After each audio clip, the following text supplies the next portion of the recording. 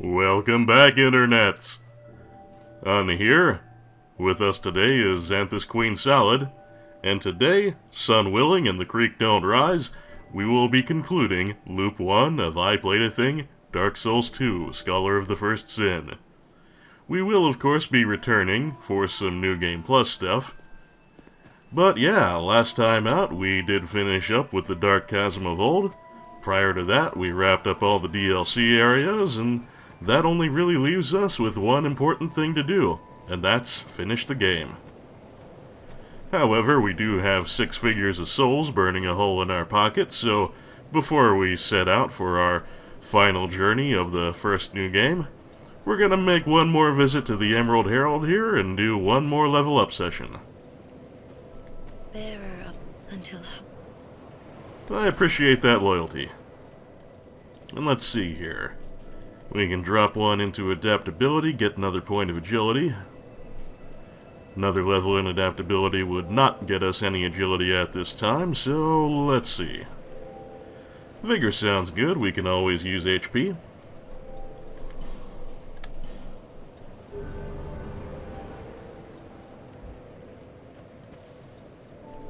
Yeah, I think that'll do just fine. Now, way in the past, I talked about where the actual endgame lies, and that's beyond the King's Gate in Castle Drang Lake, near the sort of central bonfire. But at the time, I didn't really go there. We could fight the second to last bosses, but then we wouldn't be able to progress any further. What we needed was the Giant's Kinship. And now that we have the Giant's Kinship, we can fight the penultimate bosses and the end boss. So let's go ahead and make our way on down into Castle Drang Lake. The King's Road, I believe, was the name of that bonfire.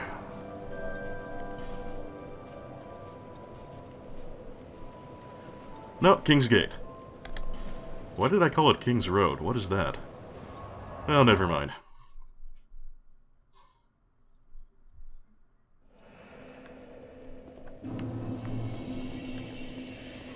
I think that's gonna be... No, this is the asshole room. This is where we need to be. Now, of course, I could equip the King's Ring and keep this guy from activating, but I'm just gonna go ahead and slay him. Because why not?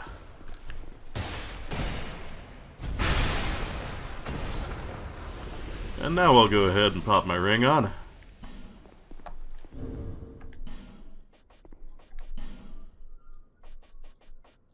Let's see, it's got that nice clean design. There it is.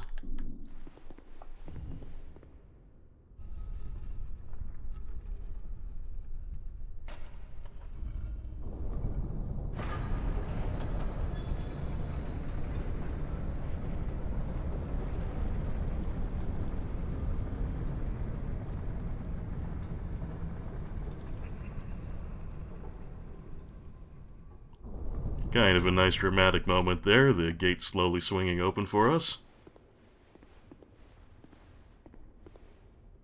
And your heraldness, what are you doing here?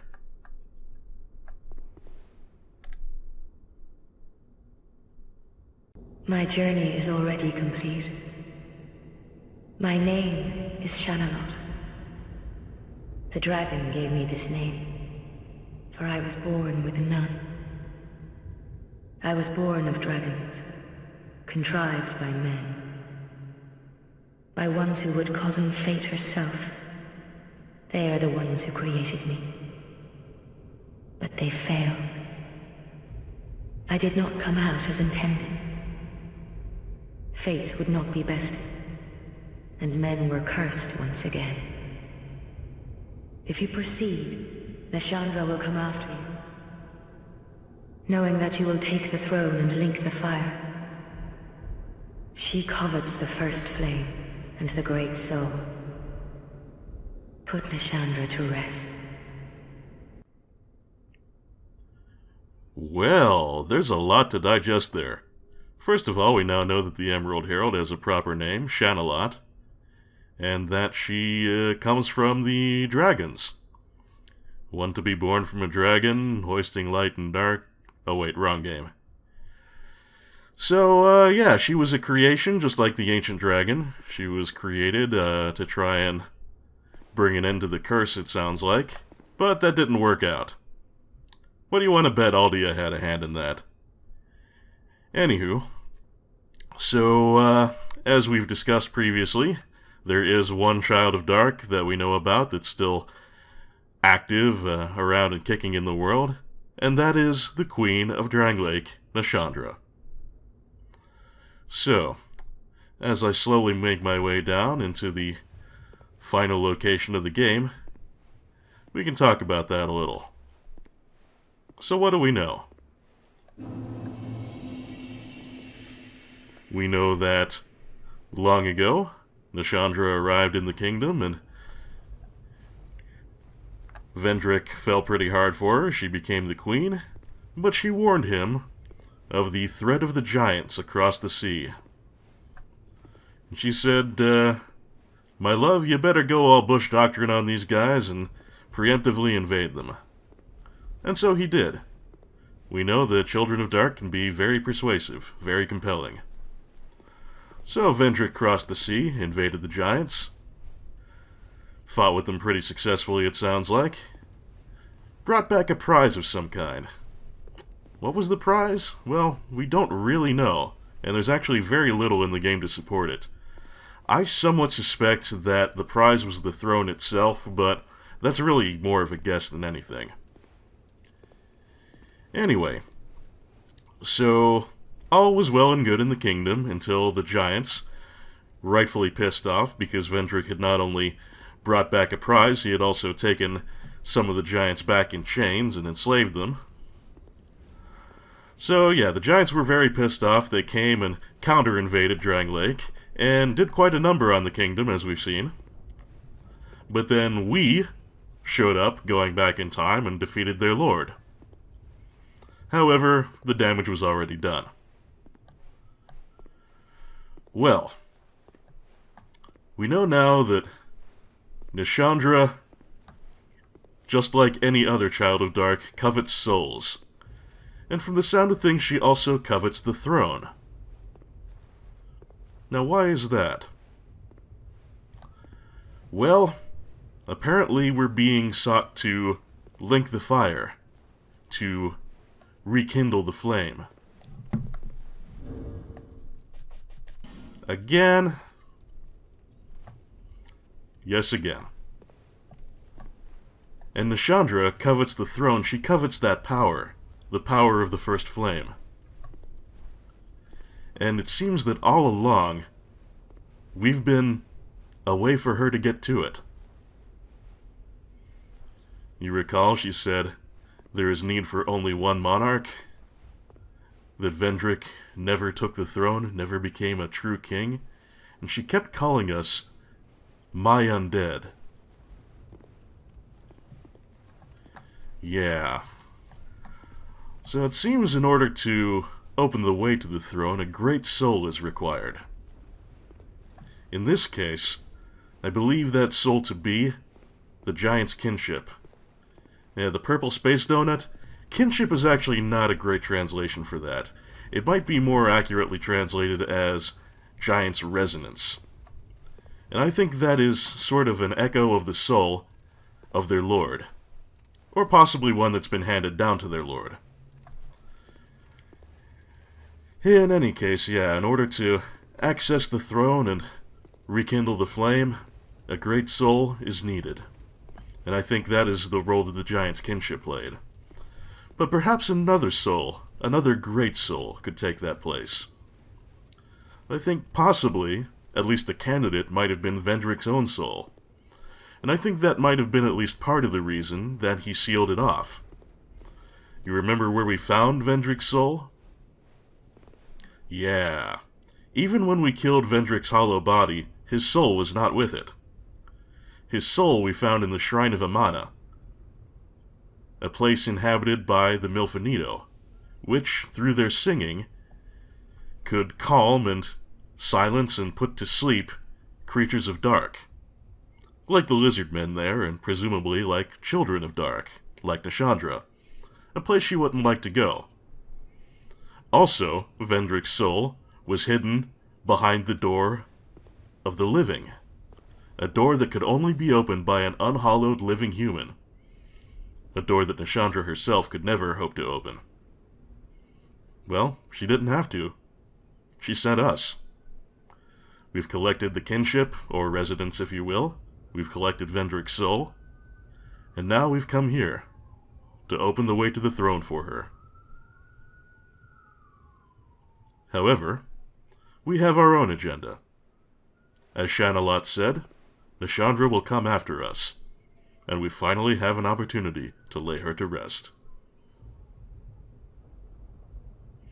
And then, well, taking the throne, linking the fire, we'll make up our own minds about that. But first, regardless, well, there's still one more barrier to the throne. It still has its guardians, even beyond all this. So we're going to have to fight. Well, nothing we're not used to. And we've got some quality help here. We could bring along Vengarl again.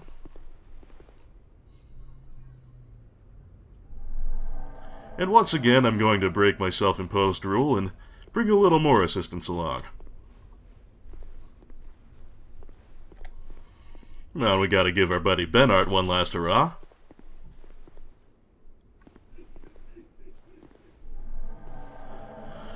Also, you do have one additional option here if you want a little extra NPC assistance.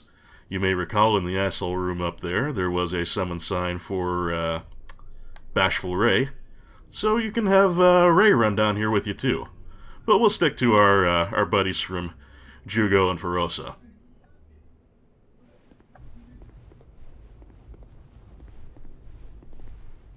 Heaven or hell, let's rock. Our foes here are the Throne Watcher and Defender. The Watcher is the smaller built woman who's attacking me right now, the Defender being the big heavily armored guy.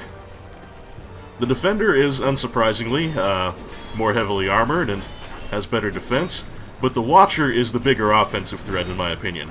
The Defender does hit harder, but the Watcher is fast, and she attacks fast. Having help here is extremely useful, because otherwise, well, it's very easy for them to gang up on you. You always want to try and keep them both in view, because it's surprising how well they can sneak up on you. Especially the Watcher, fast as she is. Oh man, she just ruined me. Also, you want to make sure you don't completely focus all your damage on one person here. Reason being, if you knock one of them down and then you take too long to finish off the other one, it is entirely possible for either the Watcher or Defender to revive the other one at full health, completely undoing all your work. That would be bad. Fortunately, with the help of the NPCs here, we are splitting out the damage pretty well. This is an incredibly difficult fight with no help, I should note. And when you get their health up to, or rather down to a certain point, they will buff their weapons. But that's not going to help the Watcher because she just ran out of health.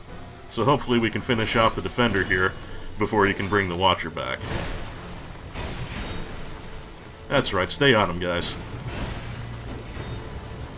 Yeah, their health got a little more imbalanced here than I would like. He's still got a little more to bring down than I would particularly like. By the way, it is possible to knock them off the edge. I have never actually... Oh, shit. He's going for the revive. No, you don't. Ha!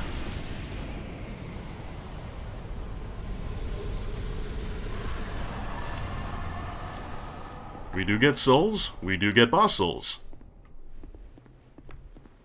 However...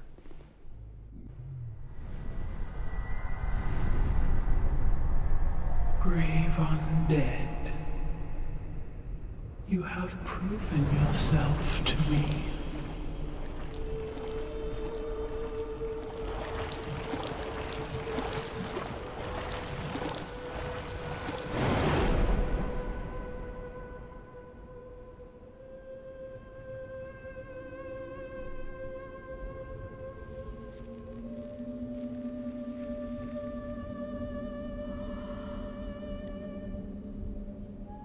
Now, be one with the dark.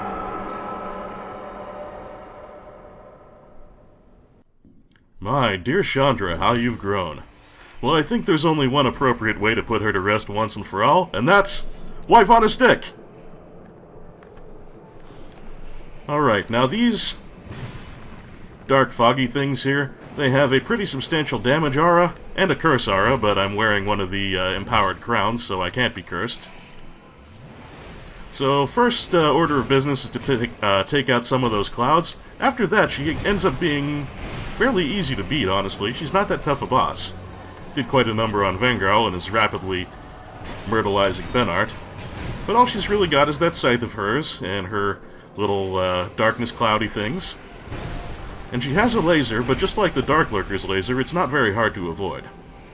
Her attention is on me now, but as long as you're careful about her combos, her scythe attacks are pretty easy to manage. She can combo them in various hits. Does knock off a fair bit of vitality if you have to block. And she's breaking my guard without a whole lot of difficulty. But yeah, one of the big dangers of her is all the curse and damage aura, but if you make sure you take out the clouds, then that's not a big deal, and just don't spend a whole lot of time close to her. Oh, also, yes, she does have that AoE blast. But if you have the... oh, she's going to put her clouds back up, so let me take those out with a faster weapon. One hit from anything will do it. Oh, there goes the laser.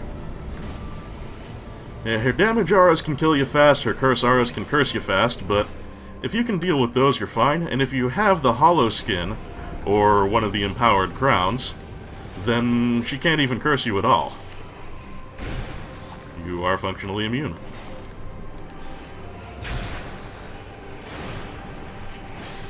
And appropriately, the wife on the stick is doing quite a number on her. Actually, I should put my soldier's ring back on real quick, like. There we go.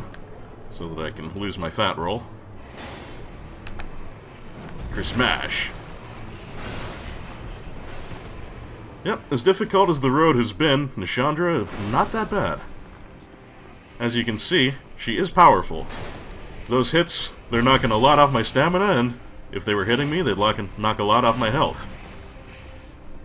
And I'm getting pushed to the edge here, which is kind of a bad place to be, so I want to see if I can get her to back away from it a little bit so I can get away from it. Yeah, this is a very, very straightforward boss fight.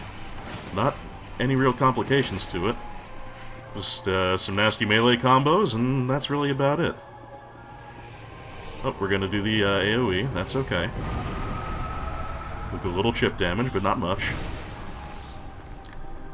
And now... oh, we're putting our clouds back up. Gonna want to take those out quickly. Oh! I got careless.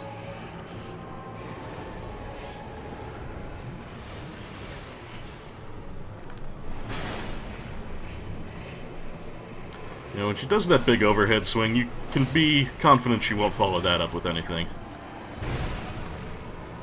Yeah, so now, I've got your measure, Nishandra. I'm gonna beat you to death with a big old statue of yourself. Isn't that embarrassing?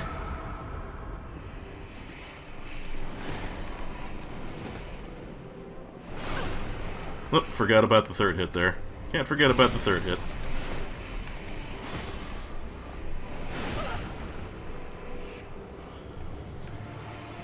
Yeah, I really could finish this a bit quicker if I were so inclined, but... oh! And that's why I don't try and finish things quickly, because then I get careless and forget about how fast she can break my guard. Oh, by the way, the little cutscene you saw of her walking through the fog gate after me, that's a little bit different if you don't Iron Man the Watcher, Defender, and Nishandra fights. If you've already defeated the Watcher and Defender previously before getting the kinship, or if you have to come back after being killed by Nishandra, then you will not see her walk through the fog gate. She'll be here waiting for you. She has the same dialogue, though. Go ahead, do something I can punish. Oh, we're gonna bring our clouds back. Well, I don't think you get to. I think I'm gonna kick your ass instead.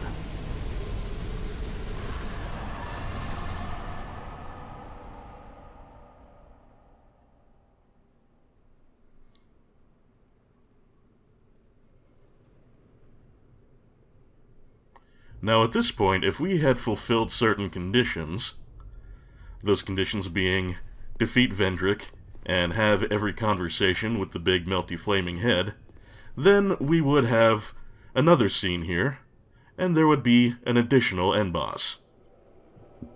We would also, upon defeating that end boss, have the option to walk back out through the fog gate.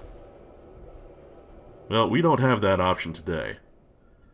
We did defeat Vendrick, but we have not had every conversation with the head. By design. I did that on purpose so we would be locked into Nishandra as the end boss, and the normal ending. The normal ending involves approaching this glowing aura here, and crossing over into that domed structure there, where lies the throne. That domed structure, that ash-covered domed structure, looks almost like a kiln, doesn't it?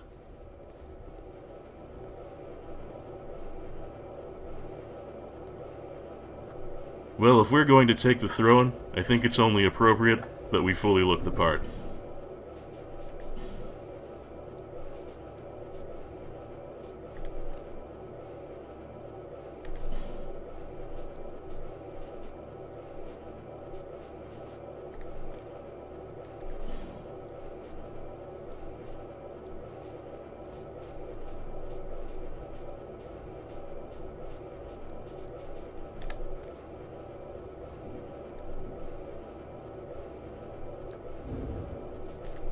Let's do it.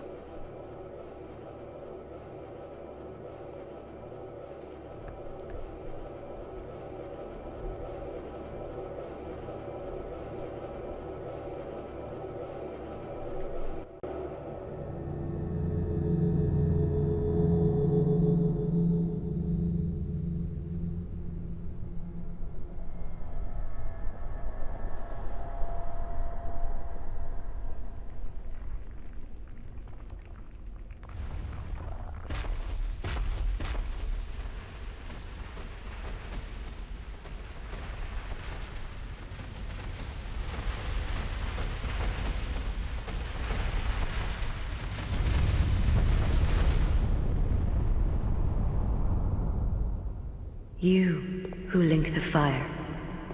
You who bear the curse. Once the fire is linked, souls will flourish anew, and all of this will play out again. It is your choice to embrace or renounce this.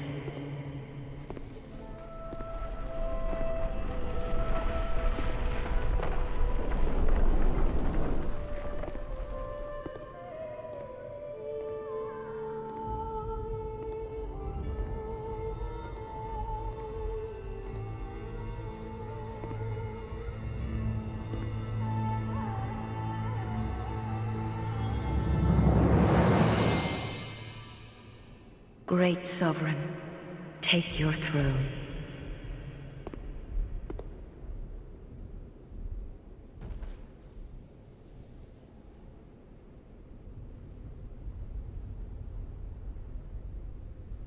What lies ahead, only you can see.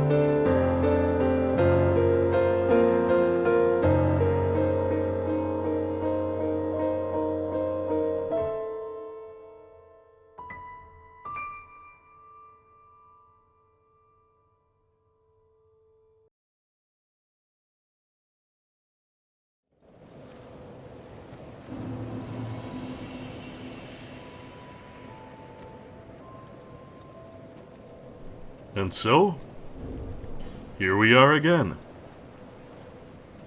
One thing that's new to Dark Souls 2 is that the game does not immediately loop as soon as you see the ending. In Dark Souls 2, we can return to Majula and spend as much time hanging around as we want. We can go anywhere, do anything that we were previously able to. And the new game cycle will not begin until we go to the Fire and select Begin Journey to Drang Lake. But we're not ready to do that quite yet. We do have some post-game stuff we can take care of. And that'll keep this from being too painfully short a video. First, give me a moment here, I just want to get dressed again.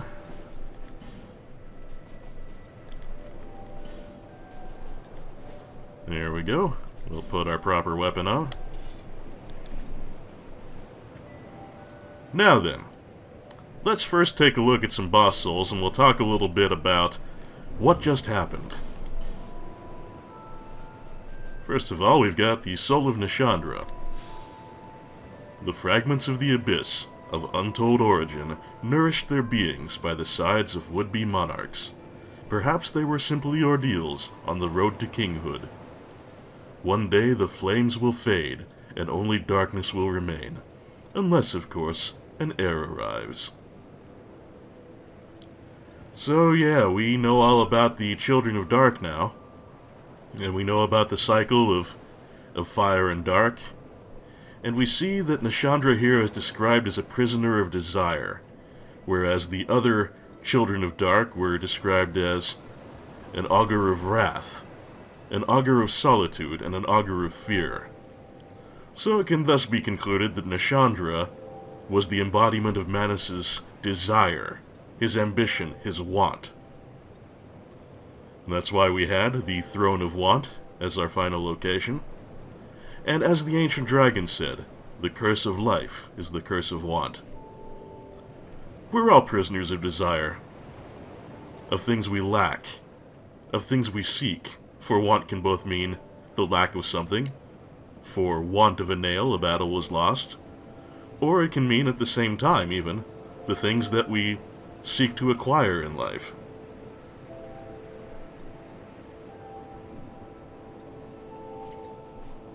The Throne Defender. The throne of the king is sacred and requires an appropriate guardian. Simple enough. The throne of the king is sacred and must be observed closely at all times. We can also briefly look into why a great soul was needed in order to reach the throne. That, I think, was what activated the golems at the end. You notice those golems that came together and formed a living bridge to let us cross the chasm leading to the throne? Yeah, I think that's what we needed the purple space donut for. Of course, that's just a hypothesis on my part. Why am I heading back to the mansion here? That's because, well, you all remember the assassination quest we were doing for Royal Sorcerer Navlan? The guy, possessed and all trapped in the, in Aldia's Keep. Well, the next thing he wanted from us was the helm of Kale the Cartographer. Well, of course we could do it the way Navlan wants and just come here and murder Kale at any time. But if you want to get the helmet without getting any blood on your hands, you have to come here in the post-game. Reason being, you remember all these fires on the map that are lit as we defeat bosses? Well, the final fire is not lit until you kill Nishandra. She's the boss that lights the last flame. So now they should all be lit unless something has gone very wrong, so let's talk to Kale and see if we can get his headgear. Even more flames have appeared. I don't know what causes it. It seems that all the flames have been lit. It makes me feel somehow... Wait, what am I doing here? Who are you again? Fate brought us together for a reason. Take these, and may they help you on your travels. They will help. Thank you, Kale.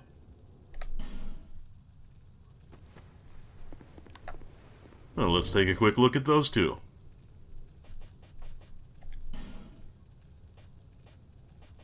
Let's see, where is it?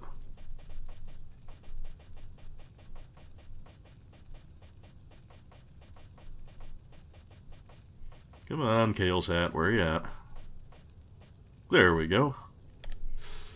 Helm of a light Mira foot soldier. Belonged to Kale the cartographer.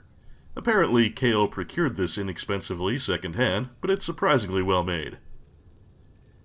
Well, that could mean he's from Mira, or it could mean that he just bought it from someone from Mira. No real way of knowing, I suppose. Can't remember if his equipment says anything, or his other gear says anything different, so let's see if we... Nope, looks like it's about the same.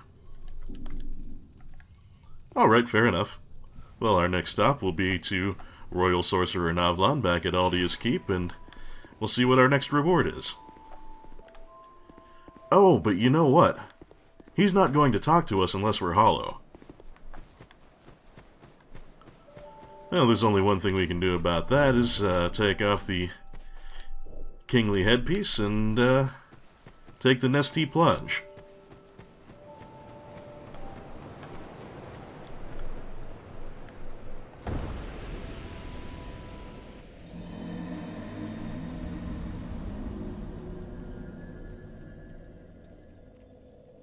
Now let's hope we can keep it to one death in this video, and that just being the intentional one.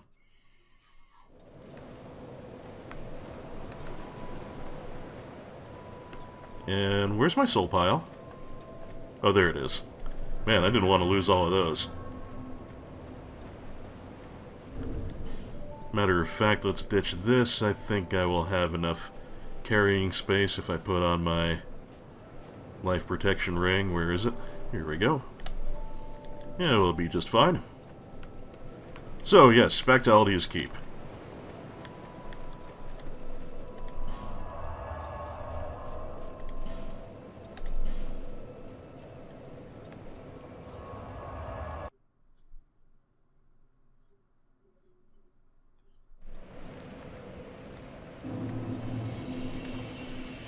Alright, don't want to pick any fights with the kobolds. That can only give me trouble.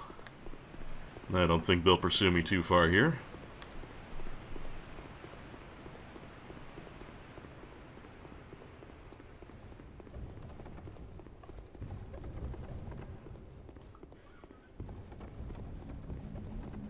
Just a little further, right around the corner here.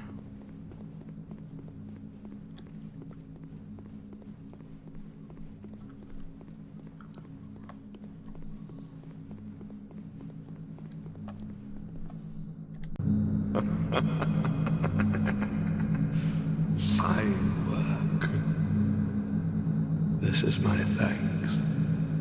Take it. Oh, not bad, I suppose. Now let's discuss our next mark. Sure, let's chat. I want you to kill one more. Your target is Felkin the Hexer. As proof, bring me that peculiar scepter of his. What do you say? Yes, very good. But he will be formidable. Be cautious. Alright, so Felkin is our next mark, and we have to bring back his staff. This is a bit of a pain in the ass as of Scholar. You see, in vanilla Dark Souls 2, you could find another staff just like Felkin's right here in Aldia's Keep, making things very easy indeed. However, in Dark Souls 2, Scholar of the First Sin, they decided they'd make that a little rougher on you, and they made Felkin's own staff, the one in his possession, be the only copy in the game. So that would mean that we would have to just straight up murder Felkin, but there is one circumstance under which he will hand it over to us. That being, if we approach him with 20 intelligence and 20 faith. I guess he figures if we've got that much intelligence and faith, we must know our hexes. And so he's willing to give us his staff. Well, we don't have that many, and naturally we don't want to grind out that many levels, so the only thing we can do is spend a soul vessel and respec ourselves. Kind of a high cost for just a staff, but, well, we want to do this thing, so we'll do this thing. And I guess that way you'll at least get to see how the respec works. Now, which one do we need to talk to? I think it's the one right here. Still determined as ever, I see. Do you wish to start all over again? In more ways than one. Actually, does she have anything else to say? Still holding up, are you? Go on. Take these.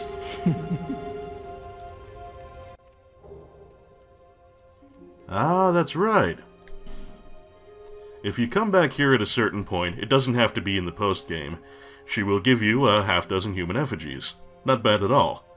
I don't recall offhand where the trigger for that is. I'll try and look that up, see when you can come back here for the effigies, and I'll just put that in a caption. But what we came here for is to reallocate our stats. Sure, have a soul vessel. Let's see, what can we dump? We can dump...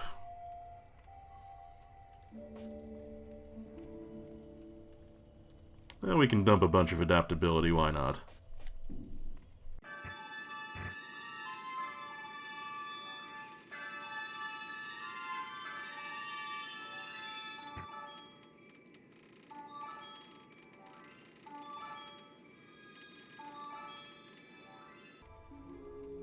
Alright, there we go.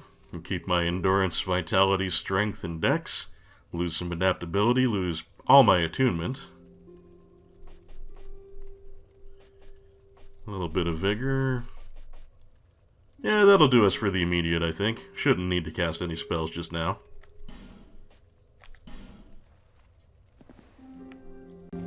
Now, go along. On a journey without rest. Yep, that's how we do.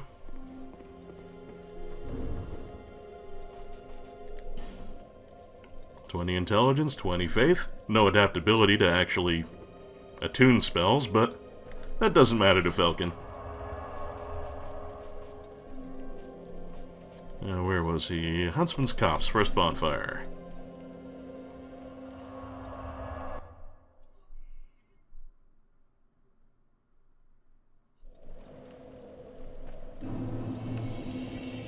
He should be right across the way here in his little niche.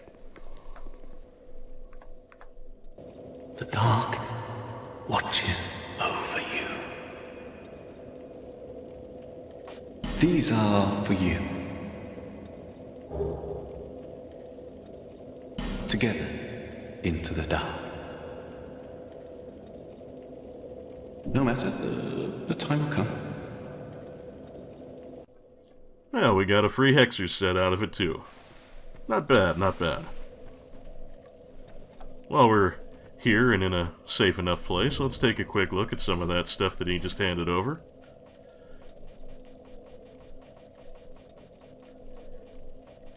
Here's the Sunset Staff, which is what we need to take back to Navlan. A staff said to have been forged in Aldia, a catalyst for sorceries and hexes, particularly powerful for casting hexes. And yes, it has an S scaling in dark. The mysterious Lord Aldia secluded himself inside a manor to conduct various experiments. Those invited to the manor disappeared, replaced over time with malformed beasts that roamed its halls. And have we seen the Hexer's equipment before? I can't recall if we have. Let's see, where is that Hexer's helm?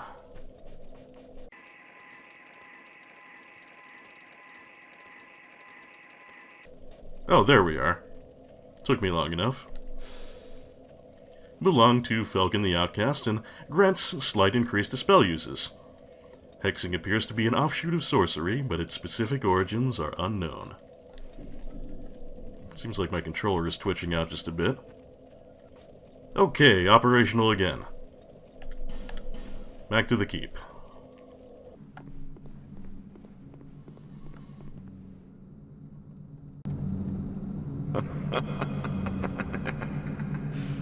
Fine work. This is my thanks. Take it. Ooh, more on that in a bit. Now let's discuss something of importance. You could kill a dozen like that and it wouldn't matter. I want you to kill someone of import. I want you to kill the girl in Majula, known as the Muse. They say that she is the last firekeeper, but they say a lot of things. That she's a gentle shepherd, lighting the way for you cursed fools. Nonsense. Once she is dead, I will have no regrets, and I will be content to remain here. The girl will have a peculiar feather. Bring it to me. Now go along.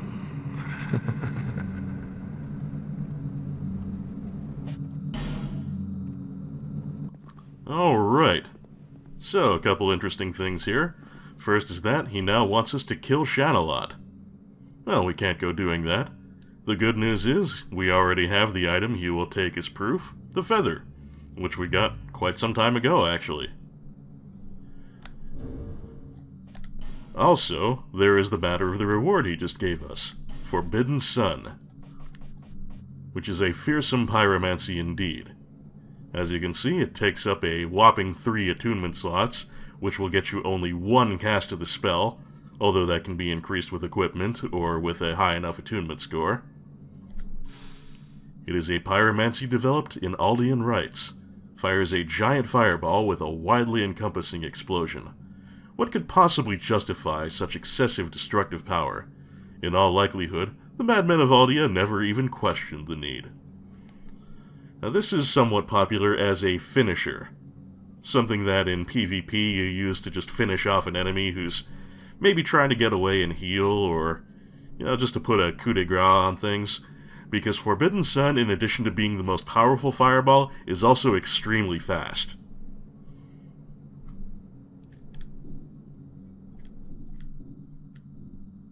Now then. We don't even have to go back to Majula or anything like that. All we have to do is go right on ahead and turn in our feather. And according to Navlan, when we do that, he'll be content to remain in his prison, and he will have no further regrets. So I guess we can at least give him and his host a little peace, if nothing else. Yes, that's the feather. Good. Oh, that is very good. Your reward. Take it.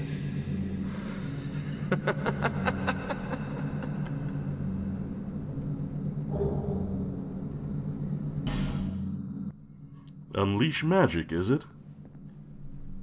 Well, let's take a look at that. I actually think Forbidden Sun is a little more interesting, but we should probably check this out at least. That is a sorcery, also requiring 3 attunement slots, a terrible requirement of intelligence of 58, and only 1 casting. What does it do? Boosts magic within the body beyond even your own limits, but at great cost to HP. The terrible deeds carried out in Aldea led to the unintentional birth of several shadowy things, all of them eerily malformed.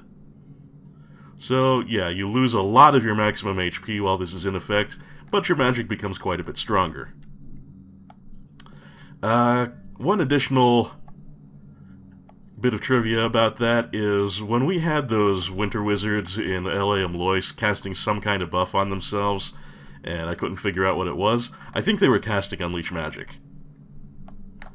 Anyway, that's all the free stuff we'll be getting out of Navlan, but we can, at this point, talk to him, and now that we've completed all his quests, he'll be willing to sell things to us, I believe. What do you require? You've been good to me. Go on, tell me what you need. And he has some unique things in his shop that we will definitely want to acquire. By the way, if you do want earlier access to his shop, you can get it by letting him out. But of course, there will be the consequence of him invading you from time to time. He's got 2 unique armor sets. We'll look at those in a moment. Oh, for shit's sake. One moment.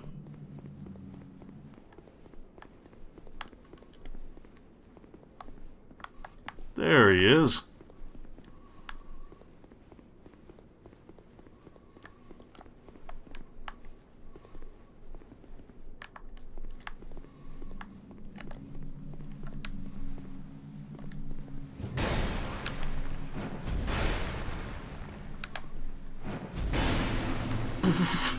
That's one of the goofiest invader fights I think I've ever experienced.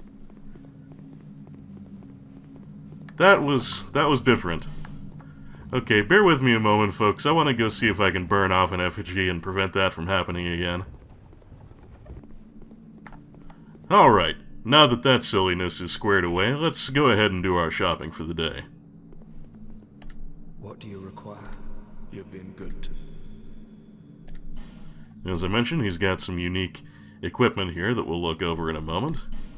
We can also get the Thunder Quartz Ring +2, which I might as well.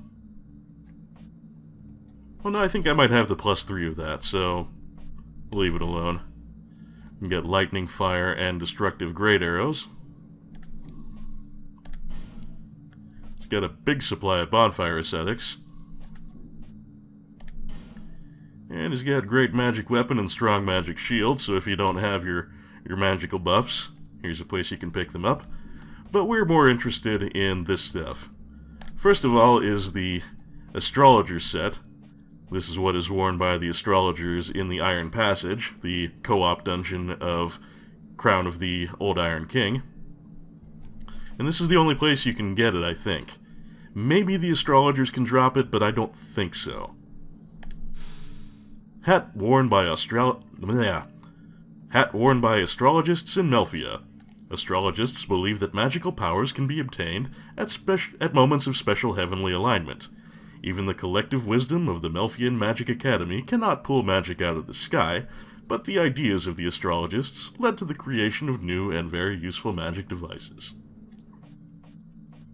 Everything else seems to be the same, and we can only get this here, so let's get it.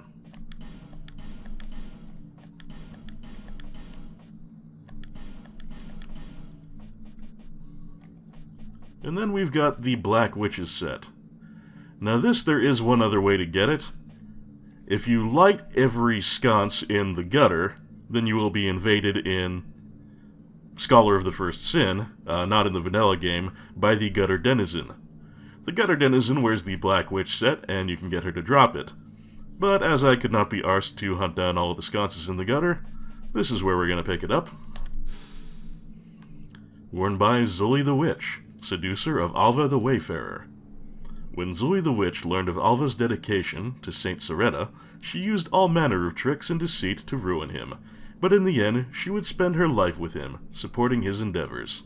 The witch, as unloving as she was unloved, finally found illumination through her blighted existence. Well, another odd couple that kind of came together and completed each other. A little bit like the Ivory King and Alsana, the Silent Oracle.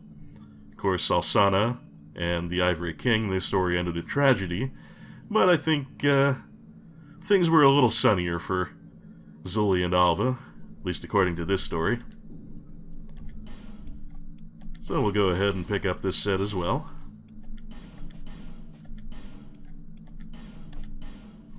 Anything different about the hat?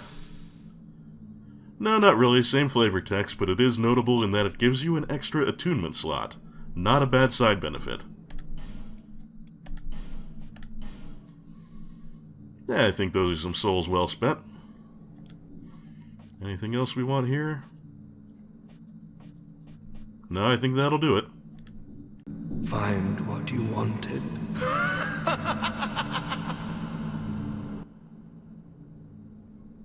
Disturbing laugh, dude. Actually, does he have any more dialogue in his shop? Let's find out. What you've been... These are for you. Ah, yes. Don't mind the specks of blood.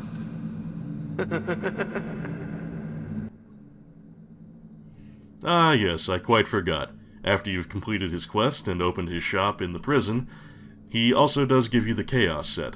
We'll take a look at that in a moment, too. Now I am at peace. I will sit here and watch the world turn.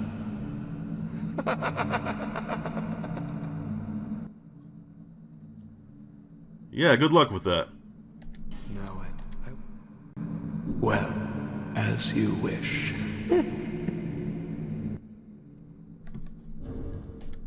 Bye now. I don't have to be hollow anymore.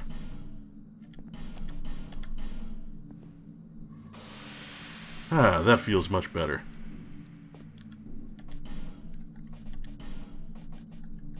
I'm putting back on my royal hat. Anyway, the Chaos set.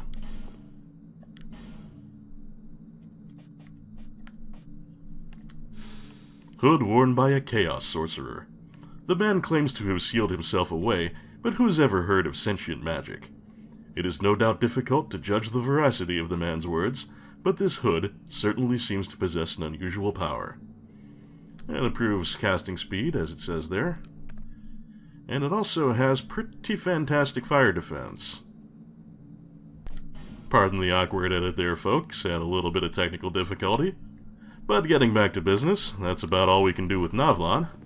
And so, before we call it a loop, there's just one more thing that we can do while we're in the neighborhood.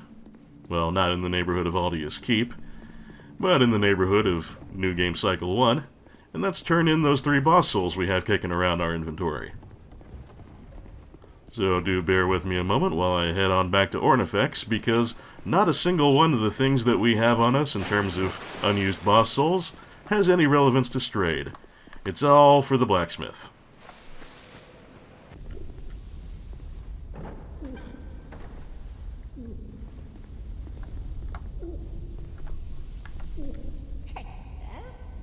What can I do for you?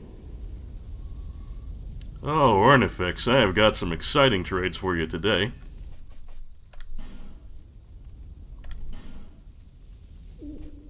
First of all, for the Throne Watcher, we can get the Watcher Greatsword, which is a sword with some intelligence scaling on it. Greatsword wielded by the Throne Watcher.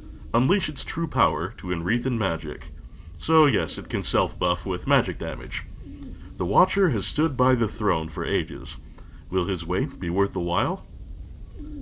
I can't help but notice the male pronoun here, whereas the Throne Watcher appeared to be a woman, at least to me, and sometimes she does vocalize in a way that sounds rather feminine, so I could be wrong on that, or it could be that this is just a translation error.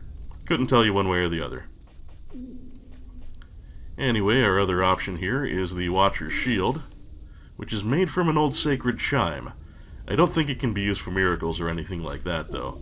And it is a small shield with rather unexciting stability, so not really sure if there's any particularly good reason to take this as your trade. I, for my part, am taking the sword. As for the Defender, we can take the Throne Defender's Greatsword, which can also self-buff, I believe, with lightning, and it does have lightning scaling and a faith requirement.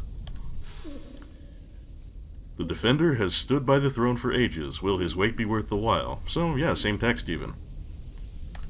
So, if you're a faith kind of guy, this could be good for you. If you like a sword that scales with lightning.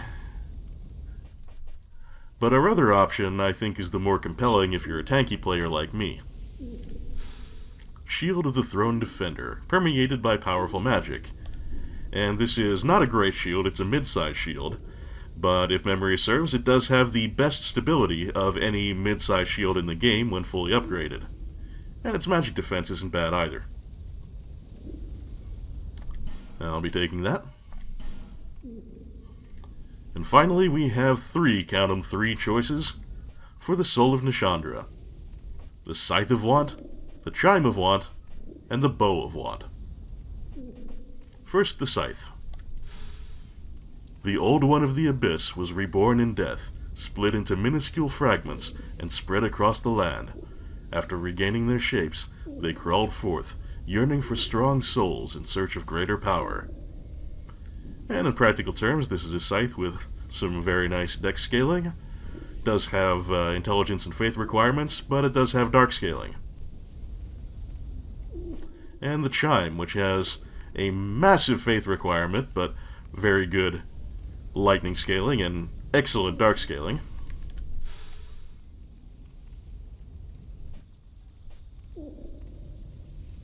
And the fragments of the Father of the Abyss, after taking their shapes, they courted monarchs of considerable power, which they desired to make their own. Well, yes, we have seen that with all four of the Children of Dark we've encountered, including Alsana, although she and her monarch came to a better relationship than others. And finally, we have the Bow of Want. Light and dark are two sides of the same coin, much like the soul and the curse. The beings who presented themselves to those in search of kinghood were drawn to their awesome strength. And Nishandra, in addition to craving powerful souls, coveted the throne as well, so especially true of her, I guess. Well, the bow, nice dexterity scaling, but I think what I'm going to take is the Chime, just because if I ever cast things with chimes, it's got good scaling, so why not?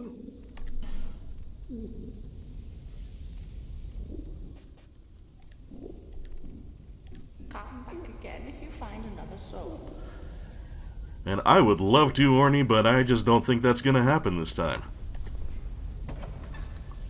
So now then, I'm going to head on back to Majula, where I can show you one more thing.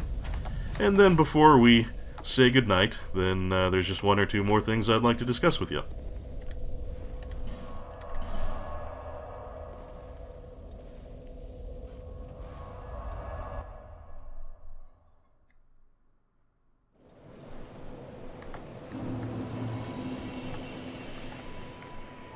First thing is, if you head on over here and say hello to Chloanne, You've been long. Well, you will find that she now has a limitless supply of chunks.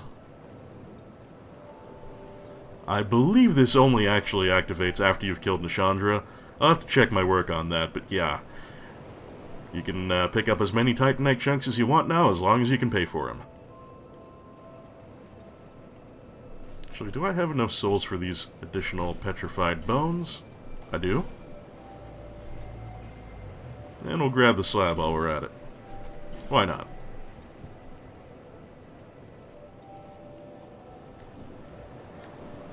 visit me again, whenever you please. Alright, and before we retire, I would just like to bring up two things. One of which is the ending.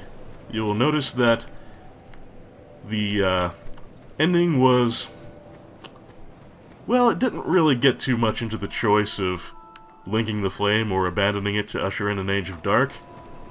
But those two options are both included in that single ending, which in the original release of the game prior to Scholar was the only ending. As Shanalot said, we could choose to link the fire or we could choose to abandon it. Once we've taken the throne, it's all up to us. Oh, and one additional note on the throne. The reason I think it might have been the trophy that Vendrick brought back was, you noticed that the throne was huge, giant-sized, and had a smaller human-sized throne apparently carved into it. That's why I think it might have originally been the property of the giants.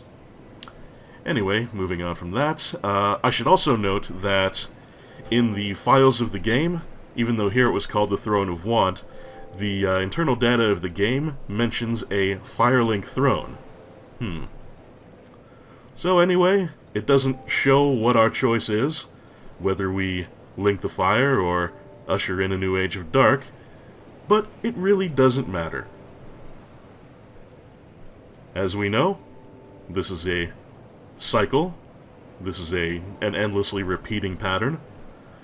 Fire will always be rekindled, and it will always fade. And one state or the other can be prolonged, but never indefinitely. So, in that context, it doesn't even matter what the canonical ending of Dark Souls 1, if there was one, could possibly be. Because no matter what, we would end up here, one way or the other. But, Vendrick said, "Is this our only choice? Do we have no other options?" Well, that is something we are going to explore in the new endgame content and the new ending, introduced in Scholar of the First Sin. That's going to be something for the next time around. In the meantime, though, I'm going to have to consider what I do for my New Game Plus. Of course, I won't be showing most of it, just the boss fight highlights and the things that are different, but, well, I think I want to do a little bit of a different loadout.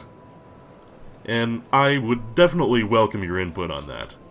I should note I'm not particularly interested in doing a faith-oriented playthrough, reason being that just all ends up being real lightning focused, and I don't think the lightning is all that exciting, or all of the, all of the faith scaling stuff that tends to be lightning oriented.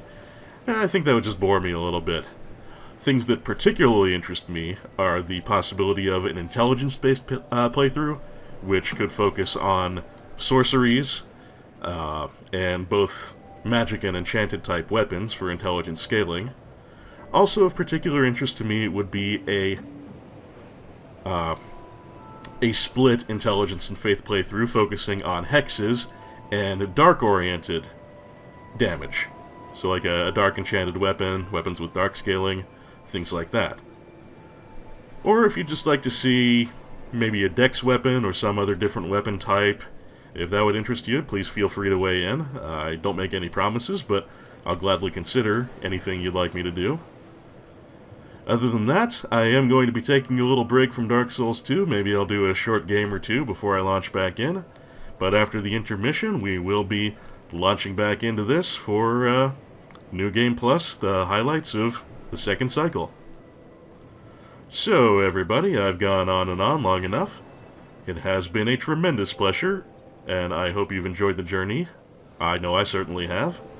So thank you all for watching, and I'll see you in the next shorter games, and eventually I'll hopefully see you right back here for the second cycle of Dark Souls 2, Scholar of the First Sin.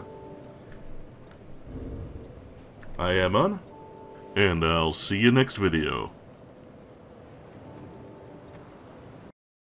Salad's ascension to the throne has been brought to you today by such generous patrons as Justin Carpenter, Nolden, Zangamarth, Charlie Dunst, Anonymous Benefactor, John Madigan, Johnny Millennium, Sanguine Games, Misha Van Doren, Craig Patterson, Frank Grizzy, Tim J., Lolo De Puzzlo, Joshua C. Ritchie, Jared C. Rice, Darren Chow, Sonic Rose, EX Potemkin, Alicia Goranson, Argyle Jelly, Mechasaurus, DG Jono, Doug Russell, August Fortnite, and many more.